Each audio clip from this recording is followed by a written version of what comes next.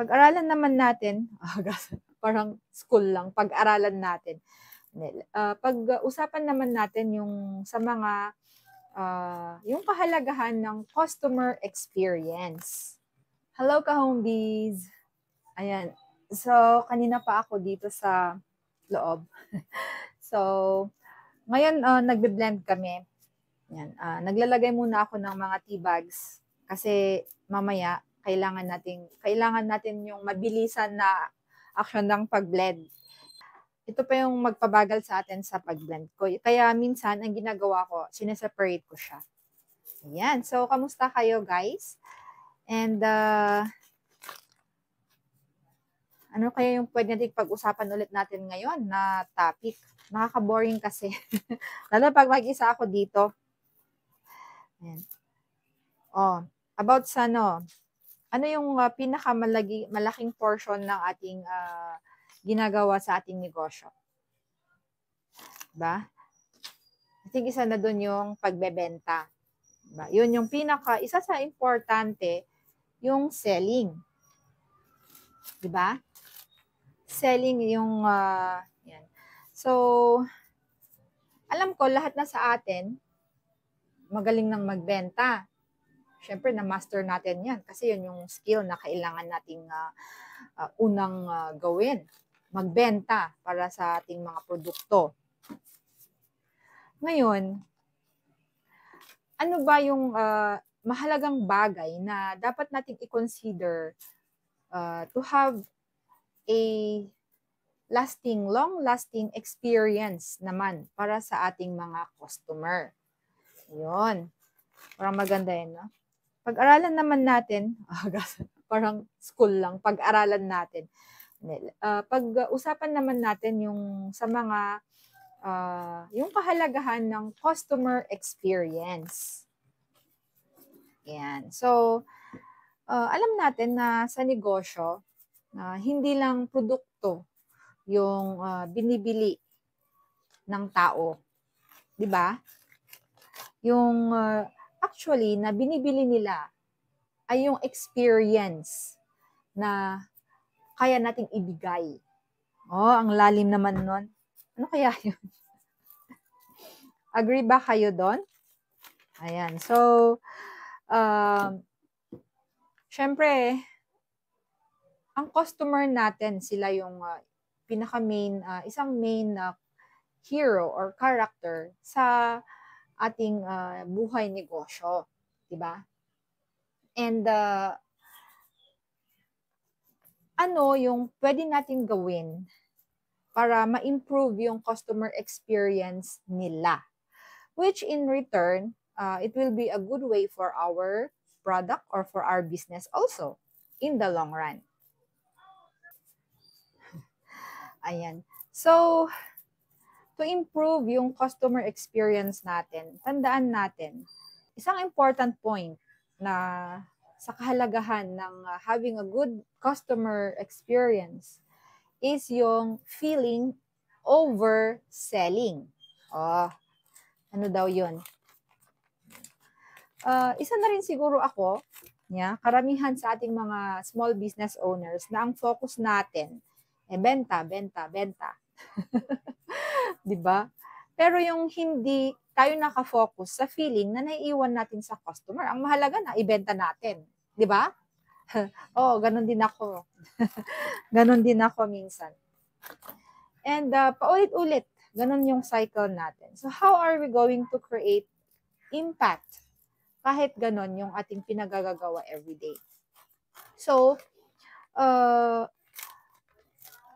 sabi nga, kahit napakaganda yung produkto mo, kahit pinaka-the best yan, pero hindi maganda ang pakikitungo mo sa iyong mga customers, hindi sila babalik. Yun pala yun, yung experience. So, tandaan natin, sa pagnenegosyo pala, the emotion you create. Yan. Sa pagnenegosyo pala, the emotion you create is gonna be your real currency. Tandaan yan, ha? tandaan natin na i-focus natin yung feeling na maiiwan natin sa ating customer. Yan. Kasi bakit siya currency? Kung currency, yan, paulit-ulit yan, babalik sila. Pwede. Ngayon, mag-focus na tayo sa feeling. Like, we build trust, di ba?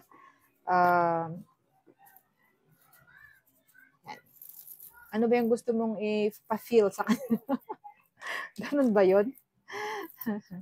And of course, alam natin speed and reliability. Minsan, mabagal tayo sumagot sa mga inquiries. Ayan. Di natin alam, dahil sa bagal natin, na late tayong mag-reply, ganun, nawawala yung trust. Yan. Or hindi naman necessary na dahil hindi ka nag-reply, maintindihan din naman ng customer, lalo na sa pan. Pero, make it a point na pag may message sa'yo, you reply right away. O, di ba? Minsan ako nakakalimutan ko, lalo na kapag na-busy na sa production. Pero, let's work on that, di ba? Kasi, it's a very good service din na mafe-feel ng customer na at least reliable kayo, na may nag-reply, may nag-message, may sumasagot sa mga concerns nila. No, di ba? O, ano yung pangatlo? The power of small touches. Paano ba yon?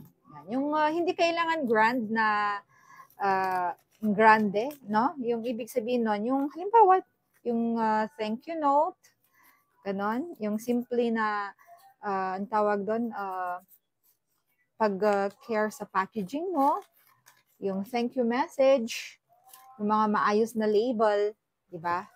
Simple lang yung mga yon, pero tumatatak yun sa mga customers natin. Yun yung isa kong natutunan kasi minsan may mga customers na nahihiyang magtanong regarding the product. Ayan. So ako na mismo yung nagliligay ng initiative na maglagay ng explanation bakit na magiging may ganitong experience, or ako na rin yung nagbibigay ng mga note. Yung mga simple lang na initiative na tinitake natin, akala natin hindi siya tumatatak. Pero actually, yung mga maliliit na bagay, tumatatak. So, a simple note, naglalagay din kami para minsan, it will explain sa mga customers na ayaw magtanong, ganon. Diba? At least na meron kang way na i-communicate sa kanila regarding sa product mo. Yan, di ba? Yung mga tiny touches na yon, it makes your brand, tawag doon, your brand feel premium kahit na maliit lang tayong negosyante. Yan. Okay. Ano yung pang-apat? Yung after sales matters. Yan. So, after sales matters, kapag nakabenta ka na, ano yun, i-prepare mo ng customer? Hindi. Pakumustahin mo sila, tanungin mo kung nagustuhan nila or may problema ba, or make them feel na whatever concerns or issues they have, they are free to reach you out. Nga ganun. Hindi porket natapos na, nakabenta ka na, wala ka nang pake, di ba? Mga ganun. Kahit na we are in a small business, if we kahit yung mga after sales, ito yung nagbi-build ng loyalty sa ating customer. Kaya doon sila bumabalik. What else? Natapos ko na yung isang blend. Yan. Ito yung mga nilalagay natin, guys. Mga tea bags. Actually, lalagyan ko yung 400 sachets. Ayan. So, para mamaya, pwede nating matapos until, kasi, i-deliver natin bukas. Ayan. So, ano pa yung panglimang pinakamahalaga sa pagbuo ng magandang experience ng ating mga customer? Ito yung you tell your story clearly. Yan. You don't need to be a big brand. Oh, sorry. Yan. You don't need to be a big brand para i-convey mo yung message or yung story ng product mo din. Diba? Yun yung mga pinagagastusan ng mga brand, no? Yun yung mga pinagkakagastusan actually ng mga malalaking brand to tell a story. Diba? Doon tayo na hook sa story. Ayan. So, even if we are small business owners, why not tell also our stories? Bakit mo ginagawa yung produkto mo? Do you have a mission? Mga ganun. Yung heartfelt, yung real reason or purpose kung bakit mo siya ginagawa. Pag nalalaman yan ng customer, oh, okay, nakaka-relate sila. At the same time, you're creating your brand. Ano? Naiintindihan nila. So again, lalo na pag mahal pa yung produkto mo, ano, pag naiintindihan nila, actually, kahit mahal pa yung produkto mo, hindi sila pupunta sa cheaper option.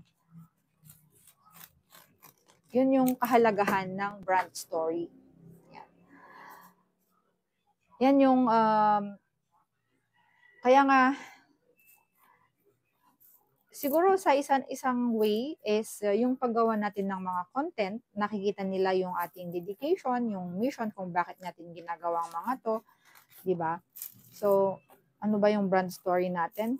Siguro yung isa is to connect, no? To let them feel or experience our place, our mountainous area through our product, no? And to feel connection through through the small local made products. Actually, yung isang tagline namin is yung every sip a connection to home. Kaya nga, kung nakikita natin yung mga malalaking brand, talagang tinututukan nila yon. Kasi nga naman, kapag nahintindihan kasi ng customer yung message natin, yung story natin, kahit na mahal yung produkto mo, tignan mo yung mga mahal, binubili pa rin. Yeah. Yun yung kahalagahan ng brand. So, talagang customer experience is really important. And customer experience is everything in the business. Yan. So, habang maliit pa tayong negosyante, ayan, i-master natin yan. Yung hindi lang sa packaging natin, hindi lang sa service, kundi dun sa buong journey, no? It's the whole journey. Yan. So, from the moment na nakita nila hanggang ma-finish nila, 'di ba? I-master natin 'yon na magbigay ng magandang customer experience, 'di ba? And then sooner or later maybe our brand will also stand out. Yes, ganun kahalaga ang customer experience nga naman. Just take it to yourself. Ikaw, ano ba yung feel mo sa ibang brand, 'di ba? Sa ibang produkto? Ano yung experience kung bakit may isa kang brand na binabalik-balikan? Ganon. So, why not apply it to your business? And yeah, di ba? It's a very good way to build a good relationship to our customer as well. So, di ba? Ilang blends? Naku po. Konting blends pa lang yung nalagyan ko, guys. Ayan, sige. So, ituloy ko na to, guys. And thank you for joining me again. Ayan. As usual, mag-blend tayo. Bye ka, home bees. Thank you.